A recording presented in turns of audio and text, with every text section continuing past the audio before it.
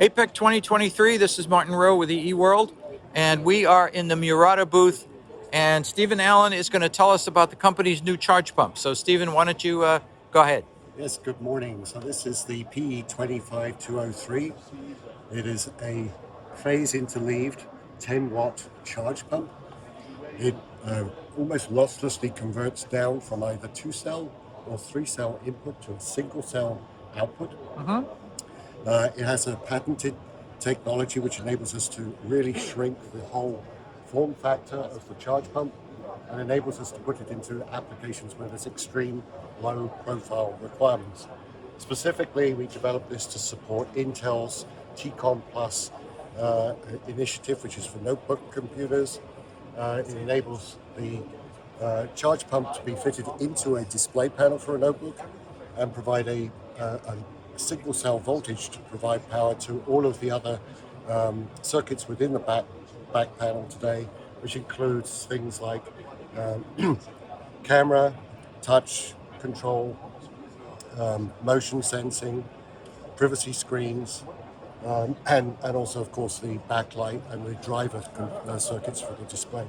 So Intel was looking to minimize the number of interconnects from the main motherboard to the display panel and raise the voltage going into the display panel. And this is what this charge pump does. Okay, so you're raising the voltage going into the display panel so that you can make the components, the components can be smaller. Is that the idea by using the higher voltage? Well, it's really to minimize the amount of currents that you're pushing across the ribbon cable between the motherboard and the display panel. I see. By raising the voltage, and then we almost losslessly step it back down to provide lower voltages for all of the buck converters supporting the onboard electronics in the display panel. Okay. All right, very good. Thank you. Okay. EE World, we are still in the Murata booth, and we're going to look at their new PE24108 buck regulator. So, Stephen, why don't you tell us about it? Sure. So this is a hybrid architecture. It's combining a charge pump followed by a buck stage. This is a technology which we've developed to help minimize the size of the inductor that's required in the buck stage, and also shrink the whole form factor for the buck. We developed this buck specifically for optical communications. It takes a 3.3 volt nominal input and drops it down to an output voltage between 0.35 and 1 volt. Normally it's about half a volt that customers are looking for to power an ASIC. It is a 10-watt part, and you can also parallel connect the parts.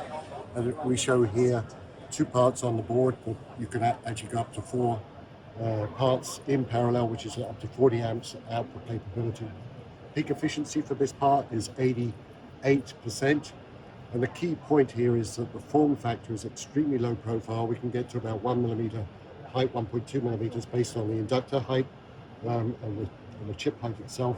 And that enables the customers to be able to take the buck off the top side of the PCB, put it on the underside of the PCB, and situate it very close to the ASIC that they're powering. This saves a lot of space within a very tight optical networking transceiver.